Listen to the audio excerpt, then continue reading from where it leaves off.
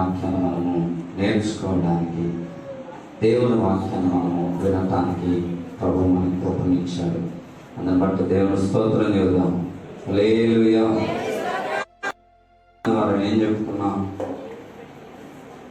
ఏం చెప్పాను?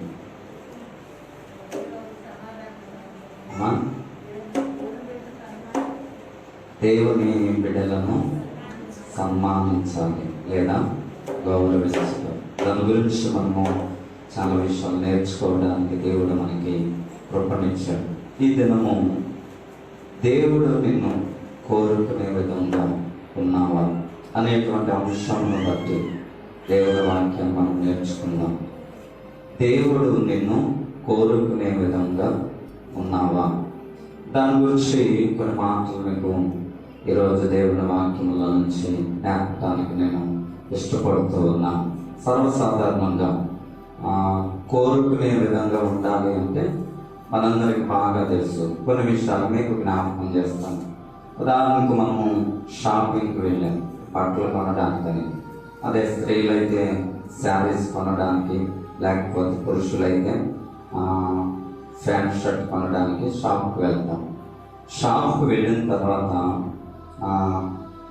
ఈ యొక్క యజమానుడు, ఆ షాప్ ఓనరు వేసినటువంటి ఆ వస్త్రాలను మాత్రమే తీసుకుని మనము ఆయన అడుగుతూ ఉంటాం.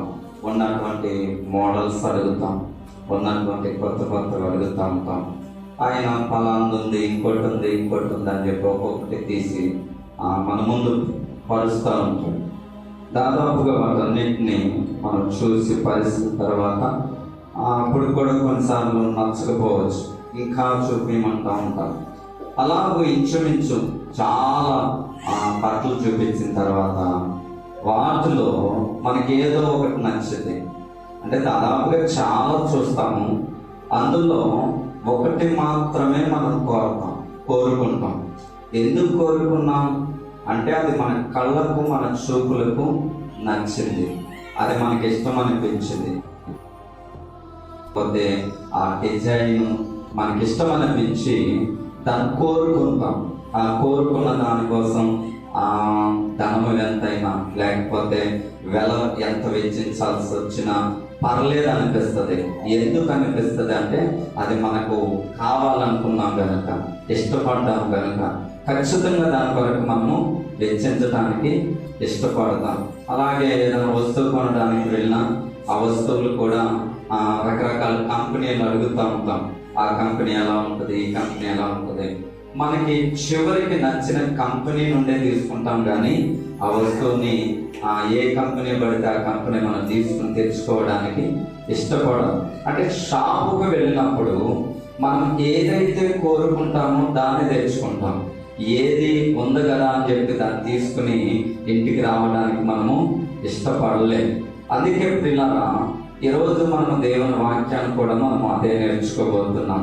ఉద్యోగానికి యవనస్తుడు లేకపోతే యవనస్తురాలు వెళ్ళారనుకో, వాళ్ళు కూడా వెళ్ళంగానే అక్కడ ఉన్నటువంటి మేనేజరు లేకపోతే ఆ యొక్క కంపెనీ ఓనరు వెంటనే మనల్ని సెలెక్ట్ చేసుకోరు.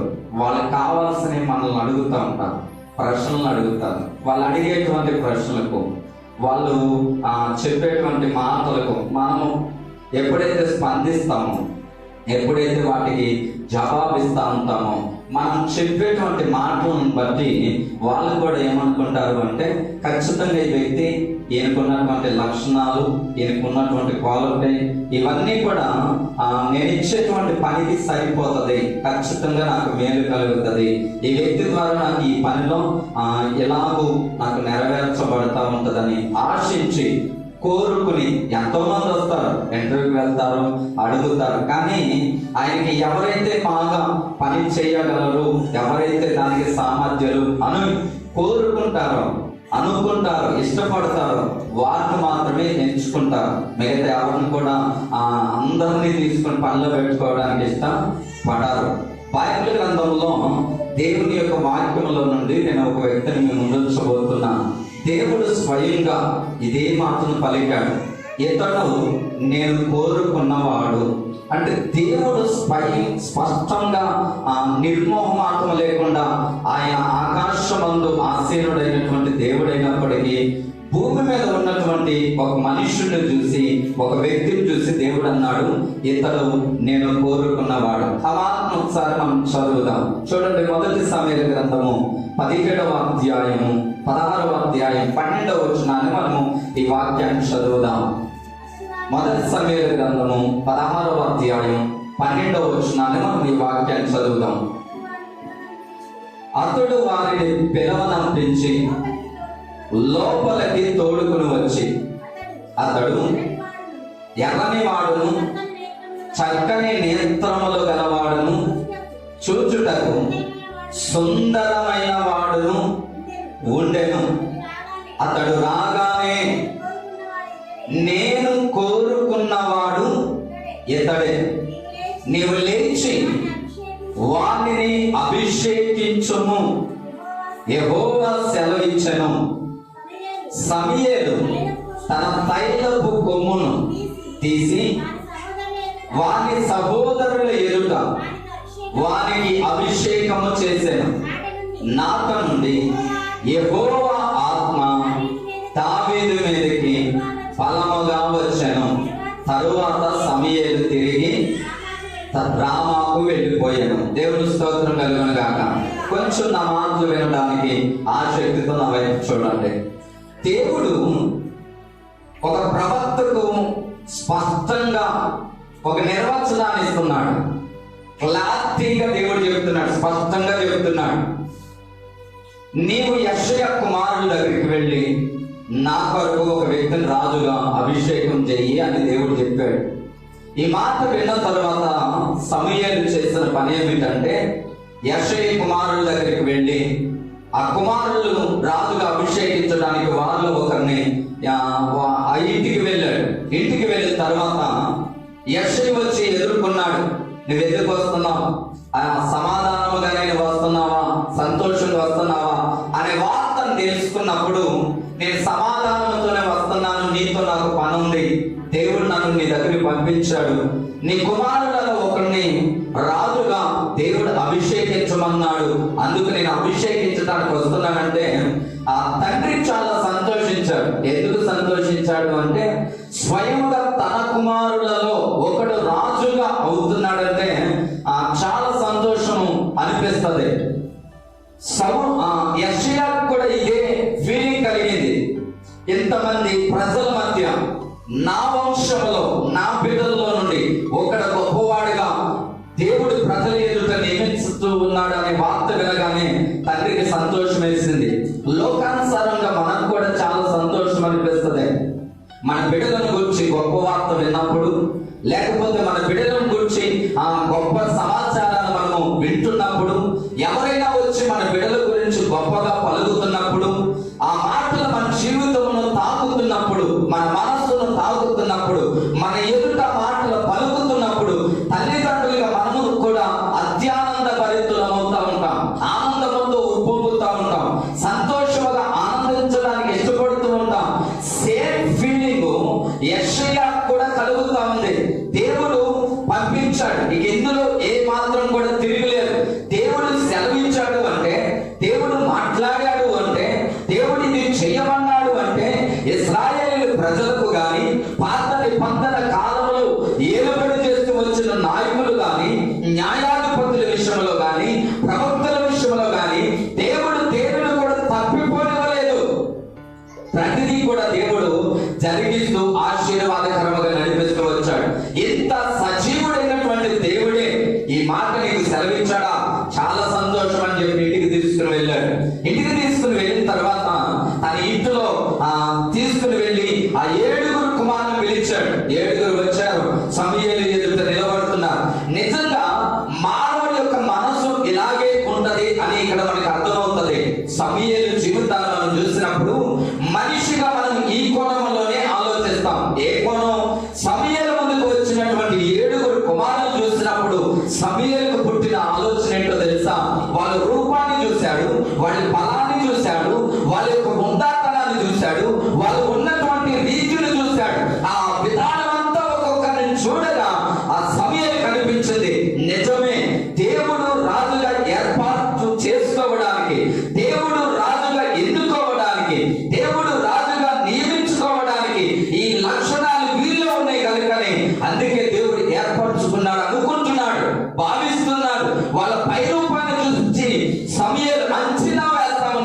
ఇవన్నీ చూసినప్పుడు దేవుడు సమూయేలుతో మాట్లాడుతున్నాడు. సమూయేలు తొందరపడవాక, మనుషుల వల్ల నేను ఆలోచించను, మనుషుల్లా నేను చూడను, మనుషులకు కనబడేవి నేను లక్ష్య పెట్టను, నాకు కనబడేవి మనుషులకు కనుమరుగై ఉన్నాయి. ఇవేమీ కాదు, నువ్వు పై రూపాన్ని చూస్తున్నావు, నేను లోపల అంతరంగమును చూస్తున్నా. ఈ పై రూపము నీ మనసుకు రాజు అనిపిస్తుందేమో కానీ నా మనసుకు రాజు అవటానికి అర్హత లేదు. దేవుని స్తోత్రం కలుగును గాక. హల్లెలూయా. ఈ మాట విన్నప్పుడు సమూయేలు అన్నాడు, మొదటి వాడిని పక్కన పెట్టాడు, రెండో వాడి దగ్గరికి వచ్చాడు. రెండో వాడిలో కూడా అదే ఫీలింగ్ కలిగింది. దేవుడు అంటున్నాడు, ఇతను కూడా నాకు అక్కర్లేదు. మూడో వాడిని పిలిచాడు, మూడో వాళ్ళు అదే ఫీలింగ్ కలిగింది. మూడో వాడిని కూడా అదే దేవుడు చెప్పాడు, వద్దు నాకు అవసరం లేదన్నాడు. అలాగే 7 పరీక్షించిన తరువాత దేవుడు ఒకటే చెప్పాడు,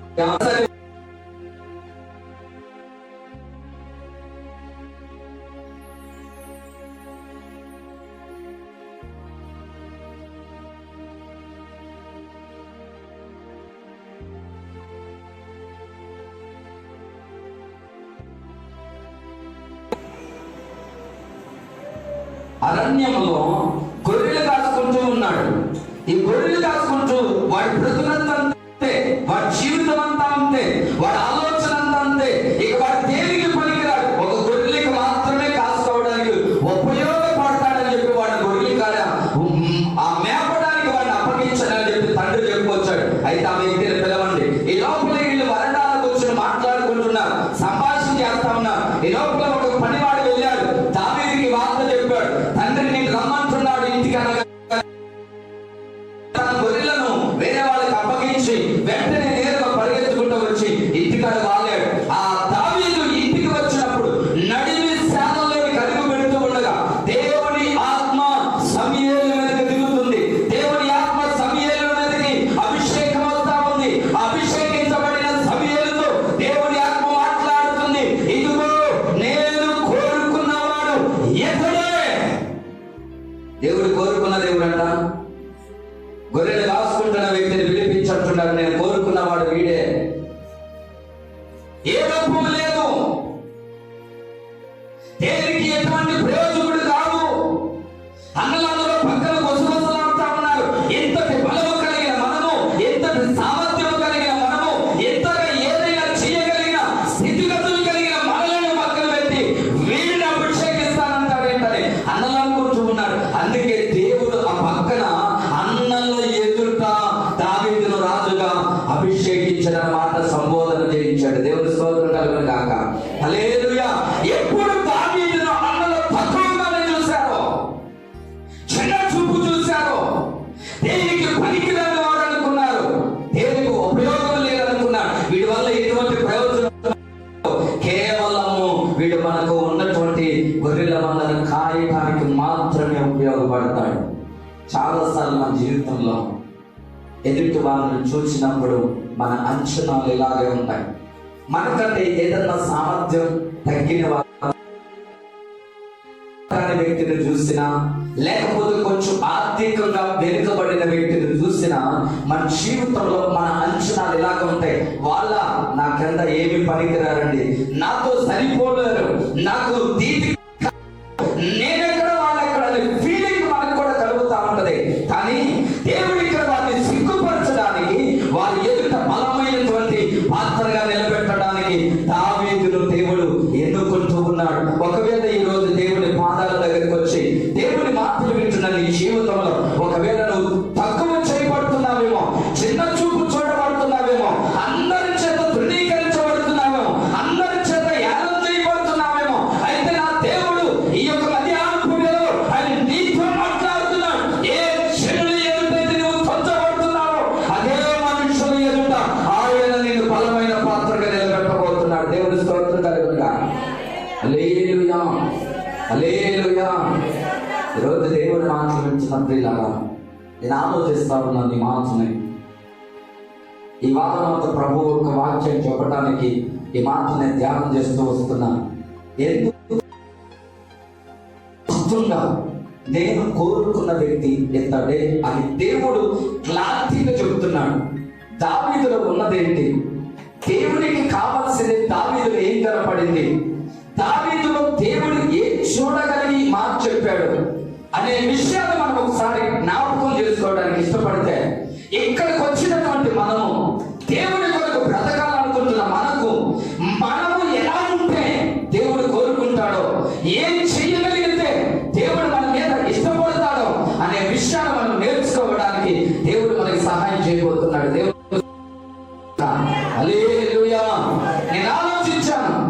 ఎందుకు దేవుడు ఇలాగ చెప్పాడు? డైరెక్ట్ గా మనుషులతో చెప్తున్నాడు, లే నేను కోరుకున్నవాడు ఇతడే.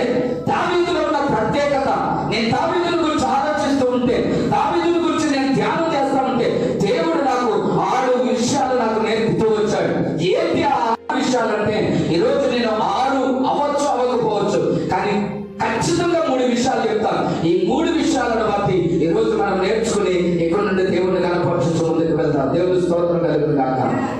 హల్లెలూయా, హల్లెలూయా. దావీదును దేవుడు నేను కోరుకున్నవాడు ఇతడే అని చెప్పడానికి మొట్టమొదటి ఉద్దేశం, మొట్టమొదటి కారణం, మొట్టమొదటి లక్షణం ఏమిటి అంటే, దావీదు దేవుణ్ణి ఆరాధించే మనస్సు కలిగిన వాడు. దేవుని స్తోత్రం కలుగును గాక. దావీదు దేవుణ్ణి కనపరిచే మనస్సు గలవాడు. ఎలా చెప్పగలమంటావేమో, ఒక మాట నేను మీకు చూపిస్తాను. అదే 1 సమూయేలు గ్రంథం 16వ అధ్యాయం 18వ వచనము మరియు 83వ వచనాన్ని ఒకసారి మనం చదువుదాం. చింతగించుము, బెత్లెహేమీయుడైన యెషయా యొక్క కుమారులలో ఒకరిని చూచితిని. అతడు చమత్కారముగా వాయింపగలడు. అతడు మాట నేర్పరియు రూపసినై ఉన్నాడు, మరియు యెహోవా అతనికి తోడుగా ఉన్నాడనగా, దేవుని యొద్ద నుండి దురాత్మ వచ్చి సౌలును పట్టినప్పుడల్లా దావీదు సితారా చేత పట్టుకుని వాయింపగా దురాత్మ అతనిని విడిచిపోయాను, అతడు సేద తీరి బాగాయను. దేవుని స్తోత్రం కలుగును గాక. ఈ 2 మాటలు నేను చదవటం మొదలు పెట్టినప్పుడు నాకు ఆలోచన దేవుడు చెబుతా ఉన్నాడు. దేవుడు నాకు తెలియజేస్తున్న విషయం ఏంటో తెలుసా? దావీదు దేవుడిని ఆరాధించడానికి గొప్ప మనసు గలవాడు. సహజంగా దేవుని ఆరాధించడం అంటే, దేవుని ఆరాధన చేయడం అంటే మనందరికీ తెలిసిన కోణము, మనందరికీ తెలిసిన విధానం ఏమిటి అంటే, బుధవారం ప్రార్థనకు వస్తే ఆరాధన జరిగింది, శనివారం ప్రార్థనకు వస్తే ఆరాధన జరిగింది, ఆదివారం ప్రార్థనలోకి వస్తే ఆరాధన జరిగింది, లేదా మన ఇళ్లలో ఎవరి ఇంట్లో ప్రార్థన పెడితే ఆ ఇంట్లో ఆరాధన జరిగింది. ఇదే కాన్సెప్ట్, ఇదే మైండ్ సెట్ తో మనం ఆలోచిస్తూ వెళ్తూ ఉన్నాం. కానీ ప్రియులారా, దావీదు దేవుని ఆరాధించడానికి సితారాను చమత్కారముగా వాయించగలనంట. నేర్పగలిగిన వాడు, చక్కగా వాయించగలిగిన వాడు. ఆ వాయిద్యాన్ని వాయించడానికి ఏ స్కూల్లోనికి వెళ్ళి నేర్చుకోవాలా, ఏ పాఠశాలకు వెళ్ళి నేర్చుకోవాలా, ఎక్కడైనా ఆ వాయిద్యాన్ని నేర్పేటువంటి వాయిద్యకారుల దగ్గరికి వెళ్ళి నేర్చుకోవాలా. దావీదు తన దగ్గర ఉన్నటువంటి సితారాను పట్టుకుని గొర్రెల మంద దగ్గరికి వెళ్ళినప్పుడు వాయించడం మొదలు పెట్టాడు. దేవుని ఆరాధించడం మొదలు పెట్టాడు. గొర్రెలు మేత వేస్తా ఉంటే, మేకలు మేత వేస్తా ఉంటే దావీదు సితారా పట్టుకుని ఒక చోట కూర్చొని దేవుని మనస్ఫూర్తిగా ఆరాధించే మనస్సు కలిగిన వాడు దావీదు. దేవుని స్తోత్రం కలుగును గాక. దేవుని ఆరాధించడంలో నైపుణ్యత కలిగిన వాడు. ఎలా దేవుని మైమర్పింప చేయాలో, ఎలాగో దేవుని గొప్పగా ఆరాధించాలో దావీదుకి స్పష్టంగా ఎదిగినటువంటి కోణంలో దేవునితో ఆరాధన యొక్క అనుబంధాన్ని కలిగి నీవు ఆదివారంలో దేవుని దగ్గర ఆరాధించి వెళ్ళిపోవడం కాదు. నీ కుటుంబంలో దేవుని ఆరాధన చేస్తున్నావా? ఆరాధన అంటే బైబిల్ చదివి ప్రార్థన చేయటం కాదు. అదొక ఎత్తు. నీ జీవితంలో ఒక పాట పాడి దేవుని కనపరిచేటువంటి మనస్సు నీ కుటుంబంలో ఉందా? నీ కుటుంబంలో కలిసి ఒకవేళ నమ్ముకున్న వాళ్ళందరూ ఏకీభవించి మోకరించి దేవుని సన్నిధిలో ఒక పాట పాడి హృదయాన్ని దేవునికి అర్పించడానికి నువ్వు ఇష్టపడుతున్నావా? దావీదు దేవుని ఆరాధిస్తా ఉంటే సౌలు మీదకు వచ్చిన దురాత్మ, ఆ దురాత్మ ఆరాధన చేస్తున్నప్పుడు, సితారా వాయిస్తూ ఉన్నప్పుడు, ఆ వాయిద్యాల యొక్క మాధుర్యానికి దేవుని శక్తి దిగి వస్తా ఉంటే దురాత్మ శక్తులు పడిపోతా ఉన్నాయి. నువ్వు దేవుని ఆరాధిస్తా ఉంటే నీ కుటుంబంలో పట్టి పీడిస్తున్నవి విడచి వెళ్ళిపోతాయి. దేవునికి మహిమ కలుగును గాక. హల్లెలూయా. నేను పట్టి పీడిస్తున్న పథకాలు ఊడిపోతాయి. నీకంటే వస్తున్నటువంటి శోధనలు నీకు విడిచిపోతాయి. దేవుని ఆరాధించాలి. ఎవరో చెప్తే కలిగేది కాదు. వెళ్ళారా మనకు మనముగా అలవర్చుకుని దేవునితో సాగాలి. సహజంగా సాహిత్యం అయితే మనం చేసే పని ఏంటో తెలుసా? పగలంతా పనిచేసి అలసిపోయిన శరీరాలతో ఏదో ఒక 200 వండుకొని అందరం ఒక 200 తినేసి 5 కాసేపు కబుర్లు చెప్పుకుంటాం, లేకపోతే ఆ టీవీల ముందుకు వచ్చి కాలక్షేపం చేస్తాం, లేదా నిద్రపోవడానికి ఇష్టపడతాం, అలసిపోయామని. ప్రార్థన దేవునితో సంపూర్తిగా చేయడానికి మనం ఇష్టపడలేకపోతున్నాం. ఈరోజు దేవుడు నీతో అదే మాట్లాడుతున్నాడు. నిన్ను దేవుడు కోరుకునే విధంగా ప్రభుని చూడాలి అంటే మొట్టమొదటిగా నీ జీవితంలో పని చేస్తున్న నీ స్వరం వినబడాలి, నీ నోరు పాడుతూ ఉండాలి, దేవుడిని ఆరాధిస్తూ ఉండాలి, దేవుడిని కనపరుస్తూ ఉండాలి. నా జీవితంలో నేను ఎప్పుడూ అదే కలిగి ఉంటాను. నేను ప్రయాణం ఎక్సలేటర్ పట్టుకోగానే నాకు నేను అలవర్చుకున్నది, నాకు స్టార్ట్అప్ ఏంటంటే ఎక్సలేటర్ కొంచెం దూరం వెళ్ళి కాంచి చక్కగా పాటలు పాడుకుంటూ వెళ్తా ఉంటాను. వెనకాల మాస్టర్ గారు కూర్చున్నా, కొన్నిసార్లు మాట్లాడేటప్పుడు మాట్లాడతాను, మిగతా సమయంలో పాటలు పాడుకుంటా మంచిగా వెళ్ళిపోతా ఉంటాను. దేవుని ఆరాధించాలి. దేవుని ఆరాధిస్తూ ఉంటే ఏదో మనకి తెలియని ఆనందం కలిగింది, తెలియని సంతోషం వస్తూ ఉంటుంది. మనలో ఉన్న బాధ్యత తొలగిపోతున్నట్టుగా ఉంటుంది, మనలో ఉన్న సమస్య మనల్ని విడిచిపోతున్నట్టుగా ఉంటుంది. దేవుని ఆరాధించడానికి నీవు ఇష్టపడితే ప్రభువుని పట్ల చేయగలిగిన కార్యం ఇదే. ఆయన జరిగించగలిగిన అద్భుతమైన కార్యం. దీనికి ఒక నిదర్శనం చెప్తాను, దీనికి ఒక ఉదాహరణ చెప్తాను బైబిల్లో నుండి. ఒకరోజు పౌలు శీలలు తన సువార్త ప్రకటిస్తా ఉంటే, నువ్వు సువార్త ప్రకటించడానికి వీల్లేదని చెప్పి వాళ్ళని కొట్టి కొరడాలతో శరసాలలో దూరాలకు కట్టి బంధించేశారు. హింస పెడతా ఉన్నారు, బాధ పెడతా ఉన్నారు.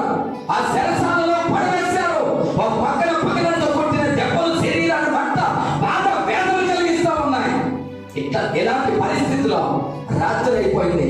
అర్ధరాత్రి అయిన తరువాత ఖైదీలందరూ నిద్రపోతా ఉన్నారు. నిద్రపోయే సమయంలో ఇద్దరు లేచి కూర్చొని దేవుని పాటలతో ప్రార్థనతో ఆరాధించడం మొదలు పెట్టారు. గట్టిగా చప్పట్లు పెట్టి దేవుని కనపరుస్తాం, గట్టిగా చప్పట్లు పెట్టి దేవుని కనపరుస్తాం. ఏం చేస్తున్నారు? అందరూ పనులలో ఉన్నారు, కానీ పౌలు శీలలు ఇద్దరు మాత్రం దేవుని పనులో ఉన్నారు. ఏ సమయంలో 9:30 అయిందంటే మనకి ఇసుకొచ్చేస్తాయి. ఎప్పుడు పడుకుందామా అనిపిస్తుంది, త్వరగా పడుకోవాలనిపిస్తుంది, తొందరగా నిద్రపోవాలనిపిస్తుంది, ఒడిగొడిగా తినేయాలనిపిస్తుంది, మంచం ఎక్కి నిద్రపోవాలనిపిస్తుంది. ఈరోజు దేవుడు వాక్యం ఇచ్చిన ప్రియులారా, దేవుడిని ఆరాధించడానికి పలానా టైం లేదండి. 24 గంటల్లో నువ్వు ఎప్పుడైనా దేవుడు మనస్సు ఉండాలి. ఏముండాలి? హృదయం ఉండాలి. దేవుని మాట వినాలని దృఢమై కలగాలి. ఆ కలిగినప్పుడు మనం దేవుని పాడటానికి ఇష్టపడతాం. ఏదో ఇక్కడ మైకిస్తే 2 మాటలు పాడేసి కూర్చోవడం కాదు. నీ ఇంట్లో ఎప్పుడైనా పాడుతున్నావా? నీ ఇంట్లో పాడగలుగుతున్నావా? నీ స్వరం పాడుతుందా? దేవుడు నీకు ఇచ్చినటువంటి స్వరం వినబడుతుందా? లేదు. మోగబోతున్నాయి కుటుంబాలలో. దైవ స్వరాలు దేవుని బిడ్డల కుటుంబాలలో ఏమైపోతున్నాయి? చిన్నబోతూ ఉన్నాయి. నా ప్రియమైన దేవుని బిడ్డలారా, ఈరోజు మాట్లాడుతున్న నేను పౌలు సేవలతో దేవుని ఆరాధించి ప్రార్థిస్తూ ఉంటే ఏం జరిగింది? శరసాల పునాదులు కదిలాయి, శరసాలకు వేయబడిన తాళాలు ఊడిపోయాయి, కట్టబడిన బంధకాలు విడిపోయాయి. అంతటి శక్తి ఆరాధనలో దేవుడు అనుగ్రహిస్తూ వచ్చాడు. దేవుడు స్తోత్రం, హల్లెలూయా. ఒకవేళ నీ జీవితంలోని సమస్యలు పోవాలి అంటే నీ ఇంట్లో నువ్వు చేయాల్సిన పని ఒకటే, దేవుని ఆరాధించు. మందిరంలోకి వచ్చి మనస్ఫూర్తి ఎలా ఆరాధిస్తున్నావో నీ ఇంట్లో కూడా ప్రశాంతంగా లాగే దేవుడిని ఆరాధించు, దేవుని కనపరచు. నిశ్చయముగా దేవుడి నీ పట్ల ఆయన కృప చూపి నేను నడిపించేటువంటి దేవాతి దేవుడు ఆయన. దేవునికి స్తోత్రం, హల్లెలూయా, హల్లెలూయా. కనుక ఈ రోజు వాక్యం ఇచ్చిన ఈ విషయంలో పిల్లారా, దేవుడు దావీదును కోరుకోవడంలో ఏమాత్రమూ లోపం లేదు.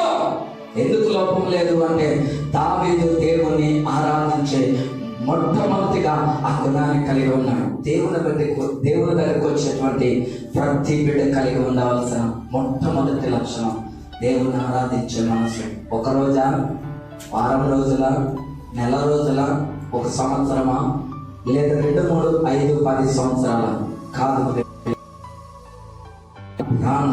మనలో ఉన్న ఊపిరి మనలను విడిచి వదిలి వెళ్ళే వరకు దేవుని ఆరాధించటం మరువకూడదు, దేవుని కనపరచడము మరచిపోకూడదు. ఆయనకు మనం ఎంత దగ్గరగా అవుతామో దేవుడు అంతగా మనకు దగ్గరగా వస్తాడు. దేవుని స్తోత్రం కలుగును గాక. హల్లెలూయా. ఇక రెండో మాటను జ్ఞాపకం చేసుకుందాం. రెండో మాట ఏమిటంటే దావీదు దేవుని వాక్యాన్ని ధ్యానించేవాడు, లేదా దేవుని యొక్క వాక్యం యొక్క విలువను బహు గొప్పగా వర్ణించినటువంటి వాడు దావీదు. ఎలా వర్ణించాడు? దేవుని వాక్యాన్ని ఎందుకు ధ్యానం చేయాలి, ధ్యానం చేస్తే ఆ వాక్యం మనకి ఎలా ఉంటుంది అనే విషయాలు మనం జ్ఞాపకం చేసుకుంటే ఖచ్చితంగా ఒక మాటను మీకు చదివించడానికి నేను ఇష్టపడుతున్నా. కీర్తనల గ్రంథము 63వ అధ్యాయం 4వ వచనాన్ని స్పష్టంగా మనం ఒకసారి చదువుతాం.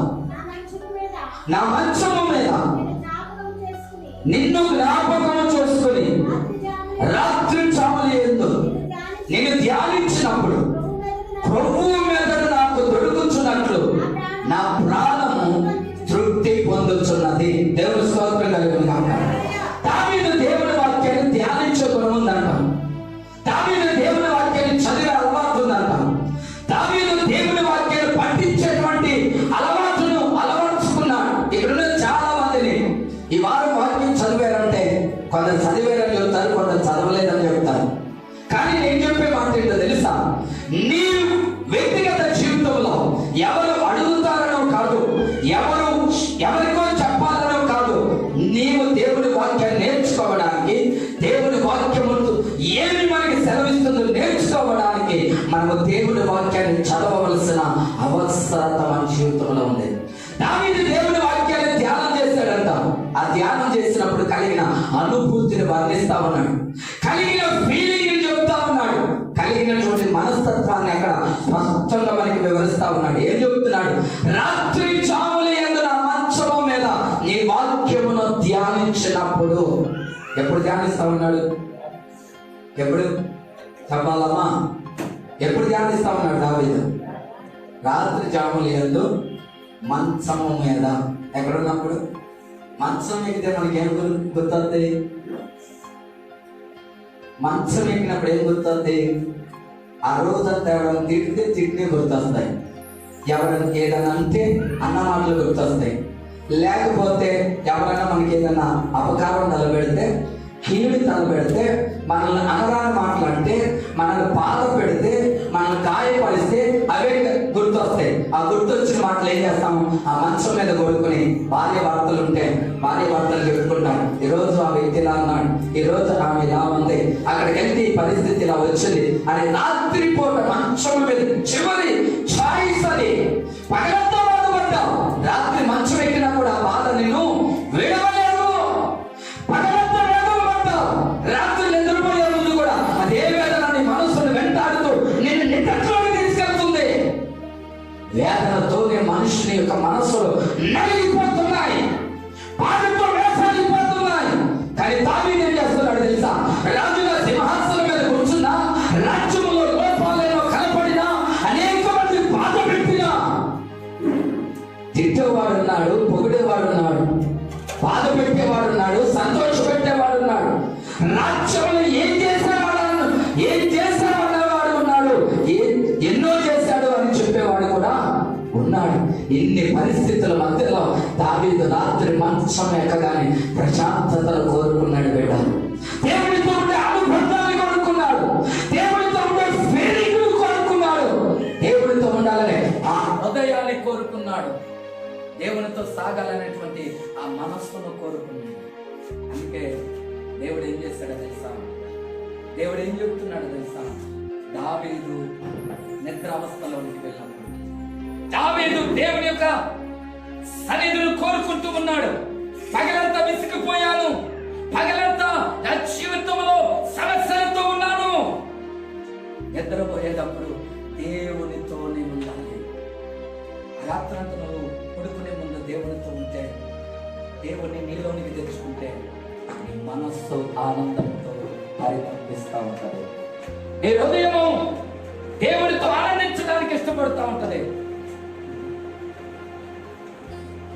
దేవుడు నీ హృదయాన్ని తెప్పరిలో చేస్తాడు, దేవుడు నీ మనస్సును ఆనందింపజేస్తాడు. దావీదు అదే కోరుకుంటున్నాడు. అది మనకు అర్థం అవ్వాలి అంటే, ఏదో నేను దేవుని వాక్యాన్ని చదివాను, ధ్యానించాను, కొవ్వు మెదడులో ఉంది అని చెప్పి ఓరికిన పై మాటలతో చెప్పేస్తే కుదరదు అనుకున్నాడు. అందుకే దావీదు మన కోణంలోకి వచ్చాడు. దావీదు కూడా మనలాంటి వాడు కనుక, దావీదు కూడా మన స్వభావం కలిగిన వాడు కనుక మనకు కొంచెం టేస్ట్ని చూపించడానికి, రుచిని అందించడానికి, శ్రేష్టమైన వాటిని తినే వాటిలో శ్రేష్టమైన వాటిని ఎన్నుకుంటూ వచ్చాడు. ఎన్నుకుంటూ రాగానే దావీదుకి అనిపించింది కొవ్వు మెదడైతే వాక్యానికి సెట్ అవుతుంది. తీసుకొచ్చాడు, అమర్చాడు. ఇప్పుడు వారి నుంచి చెబుతున్నాడు. కొవ్వు మెదడు ఎంతమంది తినుంటారు ఇక్కడ? నేనేమనలే, నేను తిన్నా. చెప్పండి, ఎంతమంది తింటుంటారు?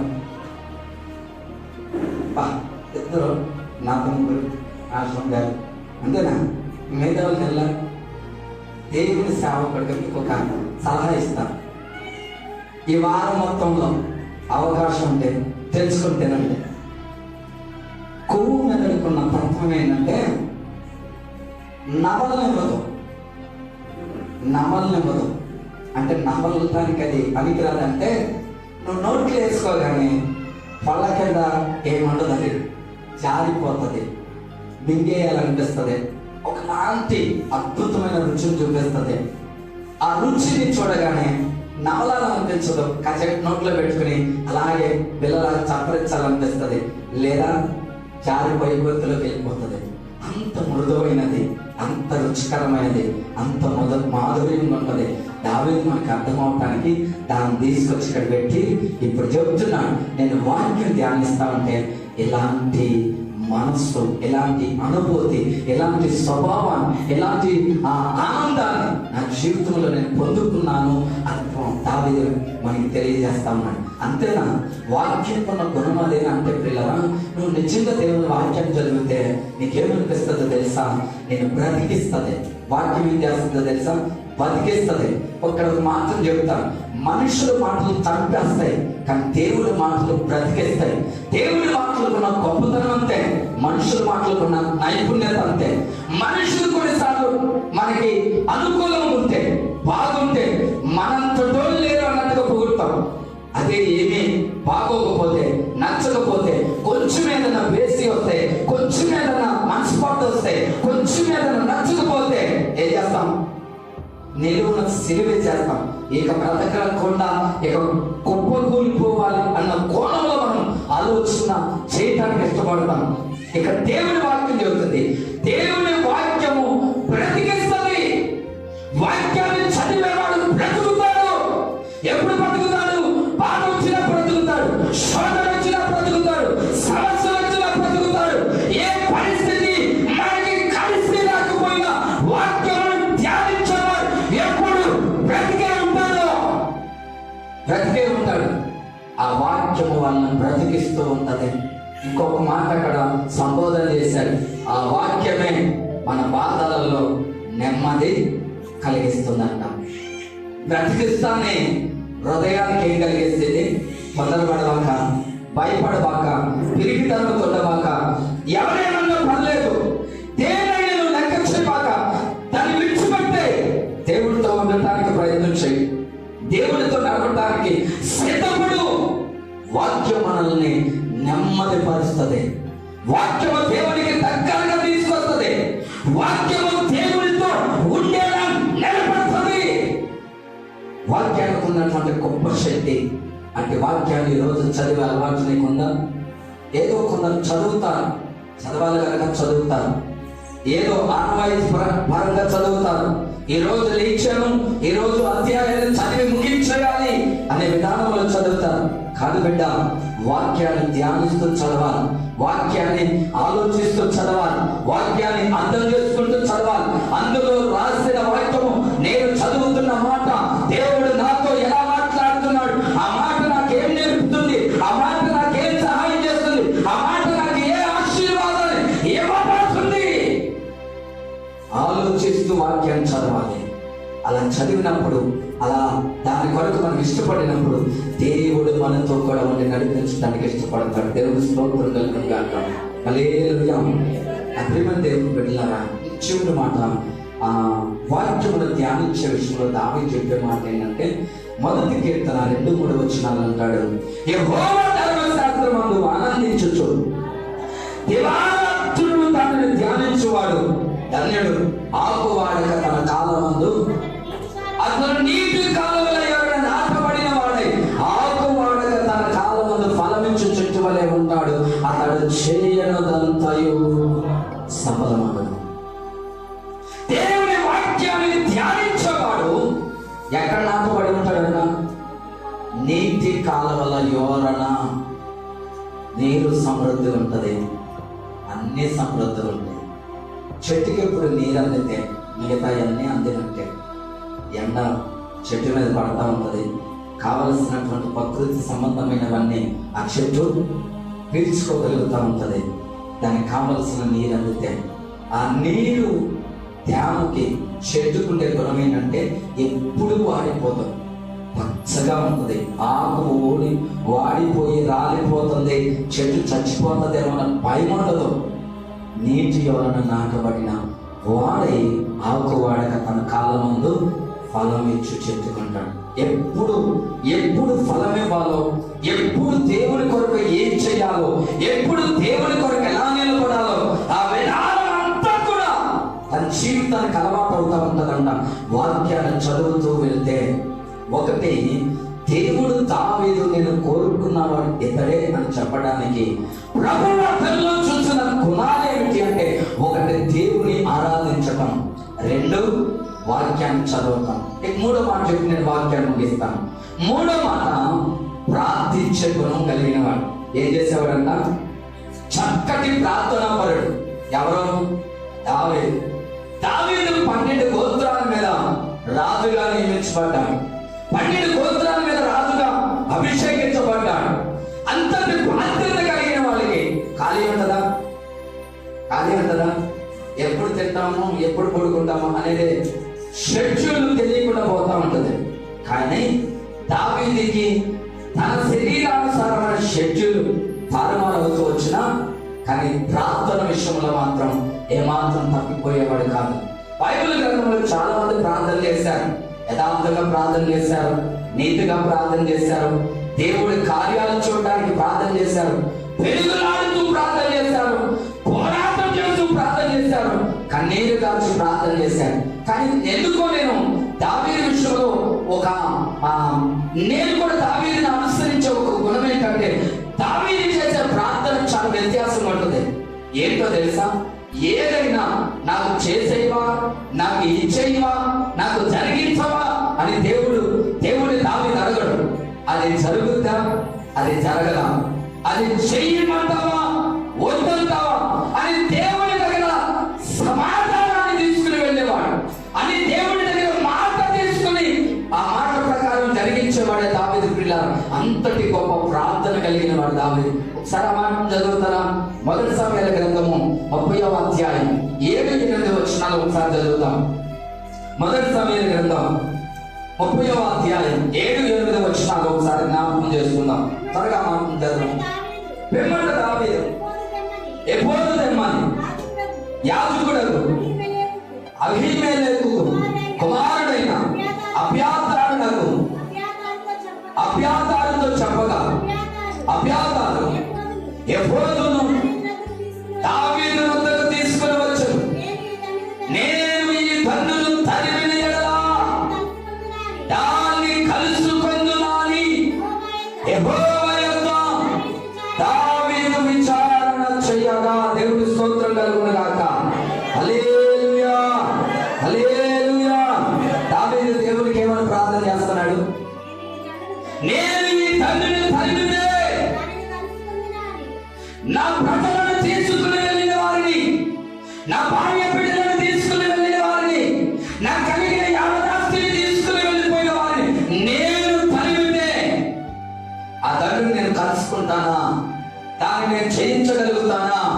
తిరిగిన వారందరిని నేను కాపాడుకోగలనా? వెళ్ళగలనా వద్దా అని చెప్పి దేవుని దగ్గర దావీదు ప్రార్థన చేశాడు. ఇట్టి ప్రార్థన దేవుడు ఆలకించి వెంటనే ఏమన్నాడు తెలుసా? నిశ్చయముగా వెళ్ళి తరుము, నీ వారందరిని నేను తప్పగా తగ్గించుకుందామని దేవుడు చెప్పాడు. దేవుడు స్తోత్రం కలిగినాడు. మనకి ఏదైనా జరిగితే మనం వెంటనే ఏమంటాం తెలుసా? దేవా, నాకు ఎందుకు జరిగింది, అది నాకు ఎందుకు అయ్యింది అలా? ఎందుకు వచ్చింది నాకు ఇట్లా? నీ ప్రార్థన చేస్తున్నాగా, నీ దగ్గరకు వస్తున్నాగా, నిన్ను ఆరాధిస్తున్నాగా, క్రమం తప్పకుండా వెళ్తున్నాగా, ఆదివారం వెళ్తున్నా, బుధవారం వెళ్తున్నా, శనివారం వెళ్తున్నా, నీకు కావలసినవన్నీ చేస్తున్నా, పరిచయం చేస్తున్నా, నీకు ఇవ్వవలసినవి ఇస్తున్నా. ఎన్ని చేస్తా ఉంటే, ఇంతగా ఎదుగుతూ ఉంటే నాకెందుకు ఎట్లా జరిగింది, నాకెందుకు ఎట్లా అవుతుంది, నాకెందుకు ఇన్ని అవమానాలు, నాకెందుకు ఇన్ని శోధనలు, నాకెందుకు ఇన్ని అపజయాలు, నాకెందుకు ఇలాంటి దౌర్భాగ్యపు స్థితి? ఎన్నిసార్లు అనుకుంటావు ఈ మాట? ఎన్నిసార్లు పలుకుంటావు ఈ మాట? ఎన్నిసార్లు సంబోధించుంటావు ఈ మాట? ఆలోచించు దేవుని బిడ్డ. దేవుడితో ఆ రీతిగా కాదు మనం ప్రార్థించాల్సింది. దేవుడి దగ్గర ఆ విధానంలో కాదు మొరపెట్టాల్సింది. దేవుడితో అలా కాదు మనం మాట్లాడాల్సింది. ఎంత దావీదు అసలు ఏ పరిస్థితిలో ఉన్నాడు తెలుసా? అప్పుడు పాలైపోయి సమాధానం లేకుండా, నెమ్మది లేకుండా, ఇళ్లలో నుండి వెళ్ళగొట్టి వెళ్ళిపోయిన 600 మంది దావీదు ముందుకు వచ్చి నిలబడన్నారు. నీవే మాకు అధికారి, నీవే మాకు నాయకుడు, నువ్వేం చెప్తాది చేస్తాం, నువ్వు మమ్మల్ని పరిపాలించని చెప్పి నాయకుడిగా నియమించుకుని ఆయన కింద ఉన్నారు. అప్పటి నుండి వాళ్ళని కాపాడుతూ వచ్చాడు, పోషిస్తూ వచ్చాడు, ఆదుకుంటూ వచ్చాడు, వారి అవసరతలన్నీ తీరుస్తూ వచ్చాడు. ఎన్ని తీర్చిన దావీదు దగ్గర ఒక్క సమస్య వచ్చేసరికి దావీదే కారణమని, ఇదంతా జరగడానికి కారణం దావీదని నిందించి అవమానకరంగా మాట్లాడి హేళన చేసి రాళ్ళు పట్టుకుని వచ్చేది, కొట్టి చంపేద్దామని. ఏం చేయాలి దావీదు ఇప్పుడు? అదే మనం ఉన్నామనుకో, మనం అంత మంచి చేసి, అంత మేలు చేసి, అన్ని పొందుకున్నాం. ఇప్పుడు వాళ్ళే మన మీదకి వచ్చారనుకో, మనం ఏమంటాం? ఇప్పుడు నన్ను చంపడానికి వచ్చావు, ఒకప్పుడు నీ పరిస్థితి ఏంటో ఆలోచించంటాం. ఒకప్పుడు నువ్వు ఎలా ఉంటే, ఏ విధంగా నా దగ్గరికి వస్తే ఈ రోజు నేను కాపాడుతూ వచ్చాను ఆలోచన చేయని చెప్పి మనం చేసినవన్నీ వారికి జ్ఞాపకం చేస్తాం, మనం చేసినవన్నీ వారికి తెలియజేస్తాం. ఇన్ని చేస్తే నీకు ఈరోజు నన్ను అంటావా అంటాం, ఈరోజు నన్ను కొడతావా అంటాం. మన ఆలోచన అలాగే ఉంటది. కానీ దావీదు ఏమనలేదంటాం. ఒక పక్కన ఏడ్చాడు, ఓపిక లేదు, ఏడవటానికి కూడా ఏడుపు రాట్ల, సమస్యలు పడిపోయాడు. అంత ఏడ్చిన దావీదుకి చుట్టూ ఏం చేశారంటే రాళ్ళు ఇచ్చుకుని పట్టుకుని వచ్చారు పట్టడానికి.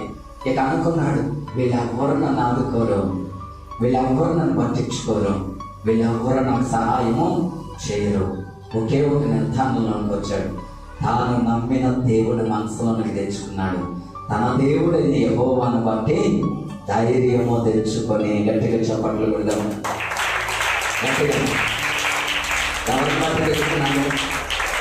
కాబట్టి ఒకవేళ నీ జీవితంలో ఈరోజు మాటలు వింటున్న నీలో ఈ మాటలు నీకు వినబడుతున్నప్పుడు కూర్చున్న నీ మనసుకు బాధ అనిపిస్తుందేమో, నీ కుటుంబంలో ఎవరైనా నేను బాధ పెట్టారేమో, నీ అయిన వాళ్ళు ఎవరైనా నేను నిందించారేమో, నీ తోటి వారు నేను సొగసుగా మాట్లాడుతున్నారేమో.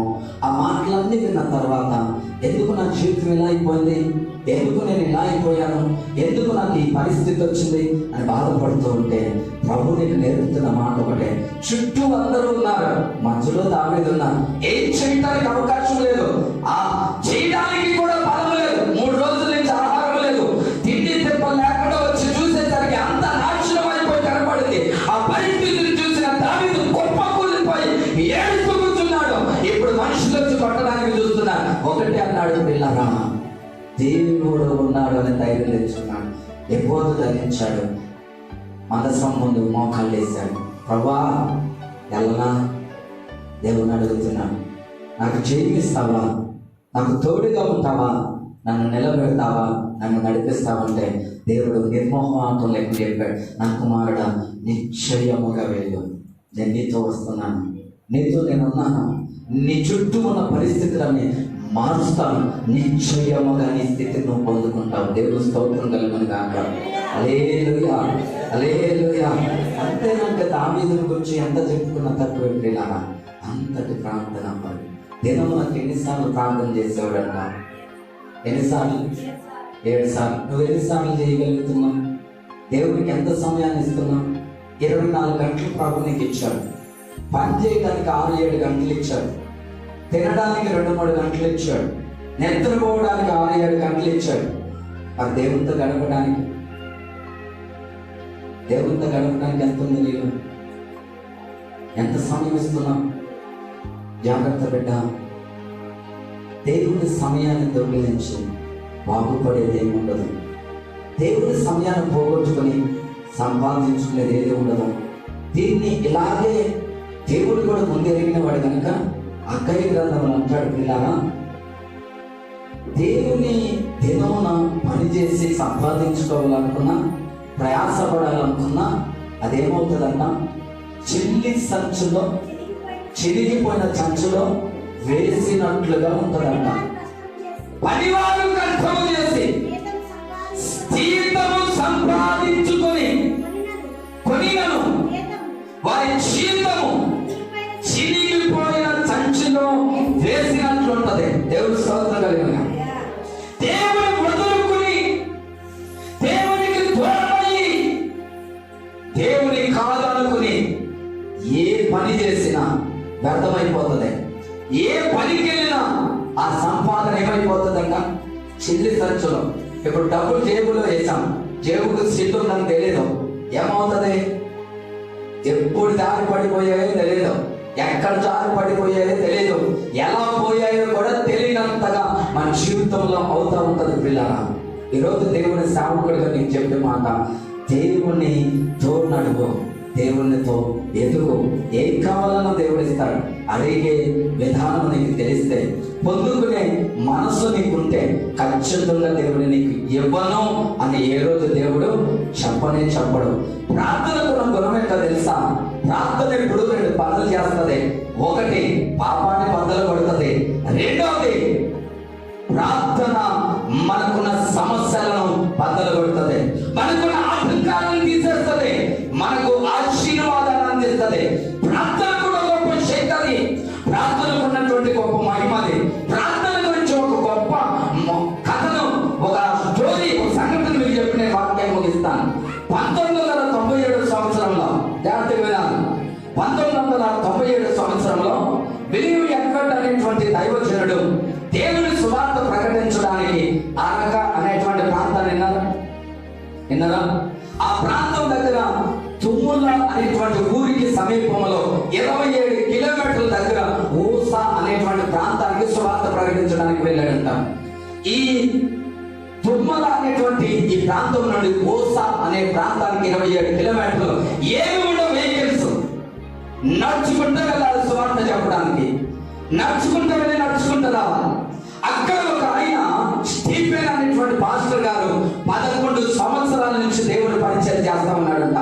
ఆయన మీటింగ్లు పెడితే ఆ మీటింగ్ లో సువార్తను ప్రకటించడానికి రెండవ రోజు మీటింగ్ లో వాక్యం చెప్పడానికి పిలువబడ్డాడు. 2వ రోజు వెళ్ళాడు. ఇంచుమించు ఆ ఊరు మొత్తం 400 మంది ఉంటారంట. ఎంతమంది ఉంటారు చెప్పాలి గట్టిగా? 400 మందిలో 350 మంది విశ్వాసులు అంట. దేవుని స్తోత్రం కలుగును గాక. హల్లెలూయా. ఎటువంటి వెహికల్ లేదు, ఎటువంటి సదుపాయం లేదు. ఇలాంటి మారుమూల గ్రామంలో ఆయన వెళ్ళి స్వార్థ చెబుతున్నప్పుడు అక్కడ ప్రజలు చూసినప్పుడు సరైన బట్టలు లేవు, ఏదో సేర చుట్టుకుని ఆడవాళ్ళు ఉంటారు, మగవాళ్ళు ఏదో ఒక డబ్బులు ఏదో చుట్టుకుని ఉంటారంట. ఇలాంటి పరిస్థితుల్లో ఆయన వాక్యం చెబుతున్నారంట. మీలో బస్సు ఎంత మంది ఎక్కారు అంటే 3 ఎత్తారంట. అంటే ఆ ఊరికి బస్సు కూడా లేదు. ఆ బస్సును చూసిన వాళ్ళు కూడా 3ేనంట. మిగతా వాళ్ళకి బస్సు ఎలా ఉంటుందో కూడా తెలియదు. అంతటి భయంకరమైనటువంటి ఆ ప్రాంతంలోనికి వెళ్ళి దేవుని సువార్త ప్రకటిస్తూ ఆ దైవజనుడిని అడిగాడంట, ఎంతమంది ఎలా మారారు, ఎలా దేవుడిని తెలుసుకున్నారని చెప్పి బిలీవ్ ఎడ్వర్డ్ అనేటువంటి దైవజనులు ఆ స్టీఫెన్ అనేటువంటి దైవజనుడు అడిగితే ఎలా దేవుడు కార్యం చేశాడో చెప్తానయ్యా అంటూ మొదలు పెట్టాడంట. ఆ ఊరిలోనికి వెళ్ళి దేవుడి సువార్త 11 సంవత్సరాలు అయింది. నేను వెళ్ళింది 1997లో. అప్పటికి ఆయన వెళ్ళి 11 సంవత్సరాలు అయింది. 11 సంవత్సరాలు దేవుడి పరిచర్య నేను వచ్చి చేస్తా ఉన్నాను. పరిచర్య చేస్తా ఉంటే 11 సంవత్సరాల ఆ పరిచర్యలో 13 మంది రక్షణలోకి వచ్చారన్నాడంట. 13 మందిలో 2 యవనస్తులు అనుకున్నాడంట. ఇక అందులో ఒక యవనస్తురాలన్న వీళ్ళిద్దరితో ఎంతగొట్ట మాట్లాడి వీళ్ళకి పెళ్లి చేయాలని పాస్టర్ గారు అనుకున్నాడంట. సరే, పెద్దలను ఒప్పించాడు, ఇంటోళ్ళను ఒప్పించి పెళ్లి కుదిర్చి ఏర్పాటు చేశాడు. ఆ రోజు వచ్చిందంట. అన్ని కార్యక్రమాలు జరుగుతూ ఉన్నాయి. ఆ ఆ గ్రామంలో ఉన్నటువంటి ఆ కుల పెద్ద వచ్చాడంట, వీళ్ళందరూ కూడా పెళ్లి చేస్తున్నావు, పెళ్లి చేసిన 6 గంటలకి ఇద్దరు చచ్చిపోతారని చెప్పి వెళ్ళాడంట. దేవుడు స్తోత్రం. ఏం చెప్పాడు? పెళ్లి చేస్తున్నావు, పెళ్లి చేసిన 6 గంటలకి ఇద్దరు చచ్చిపోతారని చెప్పి వెళ్ళాడంట. ఆ పెద్ద వచ్చి అలా పాస్టర్ గారు అనుకున్నాడంటే ఏమవుతుందిలే అట్లాగంటే అనుకుని వదిలేసి వెళ్ళిపోయాడు. వివాహం చేశాడు. 12 గంటలకు పెళ్లి అయిపోయింది. 1 గంటకి ఇద్దరు చచ్చిపోయారు. ఏమైపోయారు? 12 గంటలకు పెళ్లి అయిపోయింది, 1 గంటకి ఇద్దరు చచ్చిపోయారు. అక్కడ ఉన్నటువంటి వాళ్ళందరూ కూడా మా కులదేవత గొప్పది, మా కులదేవత శక్తివంతురాలు, మా కులదేవత గొప్పదని చెప్పి కేకలు వేసి హరిసరిచి మొదలుపెడతా ఉన్నారంట, కేకలు వేస్తా ఉన్నారంట. పాస్టర్ గారికి ఏం చేయాలో అర్థం కాలేదు. చనిపోయిన ఇద్దరిని ఒక రూమ్ లోకి ఒక చిన్న గుడిసె ఉంటే ఆ గుడిసె దానికి తీసుకుని వెళ్ళి అటోకలు ఇటోకలు పడుకోబెట్టి మధ్యలో ప్రార్థన చేయడం మొదలు పెట్టాడంట. ప్రభువా, ఈ ప్రాంతంలో నీకు అవమానం కలుగుతా ఉంది, ఈ ప్రాంతంలో నీకు అపకీర్తి వస్తా ఉంది, ఈ ప్రాంతంలో నీ నామము అవమానపరచబడుతుంది, ఎలాగైనా నీ నామము కనపరచబడాలి, నీవు కార్యమును చేయి. దైవజనుడు మోకాలేసి ప్రార్థన చేస్తూ అలాగే ప్రార్థన ముగించేదంట. 5 గంటల సమయంలో ఎంతలో తుమ్ముకుంటూ పైకి లేచారంట. దేవుడు స్తోత్రం కలుగును గాక. హల్లెలూయా. గట్టిగా చప్పట్లు కొట్టి దేవుని కనపడుతున్నాం. 5 గంటల సమయంలో వాళ్ళందరూ తుమ్ముకుంటూ బయటికి వస్తా ఉంటే, వాళ్ళందరూ తీసుకుని బయటికి తీసుకుని వస్తా ఉంటే ఆశ్చర్యంగా చూస్తున్నారు ప్రజలందరూ, మనుషులందరూ ఆశ్చర్యంగా చూస్తున్నారు. కుల పెద్ద కూడా అలాగే చూస్తా ఉన్నారంట. అందరికి ఆకలి వేస్తా ఉంటే కుల పెద్ద వచ్చి అన్నాడంట, మన కుల దైవము మనుషుల ప్రాణాలు తీస్తుంది, ఈయన సేవించే దేవుడు మనుషుల ప్రాణాలను పోస్తుంది. దేవుని స్తోత్రం కలుగును గాక. ఆ మాట చెప్పి ఆయన ఒకే ఒక ప్రకటన విడుదల చేశాడంట. ఇక్కడి నుంచి ఈయన చెప్పే దేవుణ్ణి తప్ప మనం ఎవరిని ఆరాధించడానికి వీళ్ళు లేదు. ఇదయ్యా జరిగింది. వీళ్ళందరూ మారడానికి కారణం నా ప్రేమను దేవుని పెట్టాలా. సేవకుడిగా ఈరోజు మీకు ఒక మాట చెప్తున్నాను. ప్రార్థన అంటే నీ పొడి పెదవులతో చేయటం కాదు, ప్రార్థన అంటే నీకు నచ్చినట్టుగా చేయటం కాదు, ప్రార్థన అంటే నువ్వు అనుకున్నవన్నీ ప్రార్థనలో వల్లించడము కాదు. నీ ప్రార్థన దేవుడు వినాలి. 11 సంవత్సరాలుగా దైవజనుడు వెళ్ళి 27 కిలోమీటర్లు వెహికల్ మీద స్వార్థ ప్రకటిస్తున్న ఆ దైవజనుడు ద్వారా దేవుడు ఒక్కడి ద్వారా అంతమందిని మారిస్తే ఈరోజు ఎంతమందిగా దేవుడి దగ్గరకు వస్తున్నా. నీ కుటుంబమును మార్చగలిగవా? నీ ప్రార్థన బట్టి నీ కుటుంబం స్థిరపడిందా? నీ ప్రార్థనను బట్టి నీ వాడు రక్షణలోనికి రాగలిగారు. ఏది నీ సామర్థ్యం? ఏది నీ ప్రార్థన శక్తి? ఏది నీ ప్రార్థన బలము? మాటల బలము కాదు, చెప్పుకునే మాటల శక్తి కాదు. దేవునికి మొర పెడుతున్నప్పుడు ఆ మొరలో నుండి దేవుడు చేస్తున్న కార్యాలు నీ నోట నుండి కోకొల్లలుగా ప్రజలకు వినబడేటట్లు చేయగలిగిన శక్తి నీకు రావాలి. చేయడా చెప్పాలా? చేయడా? లే. నీ ద్వారం మరలా దేవుడు కట్టాలనుకుంటున్నాడు. ముందు నీ కుటుంబం నుండి ప్రారంభిస్తాడు, తర్వాత సంఘం దాకా తీసుకుని వస్తాడు. దేవుడు కట్టాలి అంటే నువ్వు ప్రార్థన చేయాలి. ఒక్క దైవజనుడి ప్రార్థన 300 మందిని మార్చింది. ఎంతమంది ప్రార్థనా పరులు అని చెప్తాం, ఎంతమంది ప్రార్థన చేస్తామని చెప్తాం, నేను ఎప్పుడు దేవుని అడుగుతానే ఉంటానని చెప్తాం. ఎందుకు కార్యం జరగట్లా? 1 గంట నుండి ఇద్దరిని తీసుకుని వెళ్ళి కుర్చీలు పెట్టుకుని 5 వరకు 5 గంటలు ప్రార్థన చేస్తే ఇద్దరు లేపబడ్డారు. వారి ప్రార్థనను బట్టి, ఆ కార్యాన్ని బట్టి 350 మంది మారి దేవుని అనుసరిస్తూ కొలుస్తూ ఉన్నారు. ఆ ప్రేమ దేవుని పట్ల ఈ రోషం మనకు కావాలి, ఈ పట్టుదల మనకు కావాలి. నేను ఎందుకు ప్రార్థన చేయలేను? నేను ఎందుకు దేవుని అడగలేను? దేవుడు ఎందుకు ఈ కార్యం అడిగితే చెయ్యడు అనే కోణం, ఆ భావం నీకు వస్తే ఖచ్చితంగా ప్రార్థన చేయడానికి నీకు మనసు వస్తుంది. ఆ మనసు కలిగినప్పుడు దేవుడు కార్యాలు జరిగిస్తాడు. దేవుడు స్తోత్రం కలుగును గాక. ఈ 2020వ సంవత్సరంలో ఇక మిగతా ఉన్నటువంటి ఈ 4 నెలల్లో కష్టపడు, ప్రార్థన చేయి.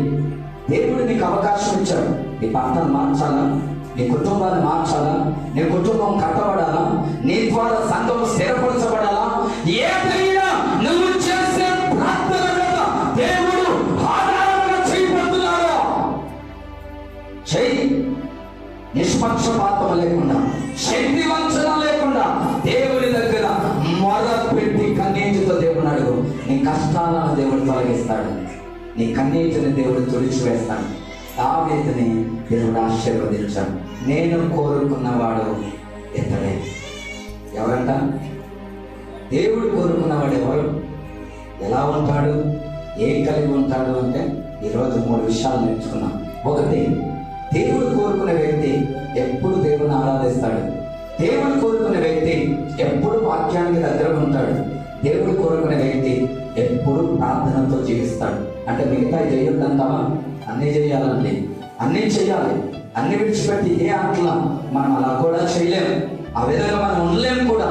అయినా దేవునికి చేయవలసినప్పుడు, దేవునితో ఉండవలసినప్పుడు ఖచ్చితంగా దేవునితో ఉంటే మన పరిస్థితులను దేవుడు మార్చి చూపించి మనల్ని ఆనందింపజేస్తాడు. ఆ కృప దేవుడు మనకి ఇవ్వాలని, దేవుడు మనతో ఉండాలని మనమందరం లేచి నిలబడి కళ్ళ మూసుకొని ఒక చిన్న ప్రార్థన చేద్దాం. ఈరోజు విన్న వాక్యాన్ని బట్టి, వింటున్న దేవుని మాటలను బట్టి ఒక్క నిమిషం దేవుని దగ్గర ప్రార్థన చేద్దామా?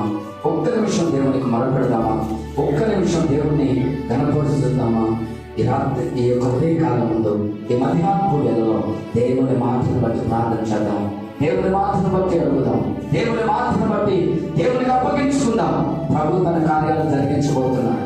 దేవుడు తన కార్యాలు మన జీవితంలో నెరవేర్చబోతున్నాడు. ఇంతవరకు దేవుడు మనకి తోడుకున్నాడు. అందరం కళ్ళు మూసుకుందాం. చిన్నపిల్లలు, పెద్దలు అందరూ కూడా ఒకసారి దేవుని అడుగుదాం. దేవుని అడుగుదామా? దేవునికి ప్రార్థన చేద్దామా? దేవునితో ముందుకు వెళ్దామా?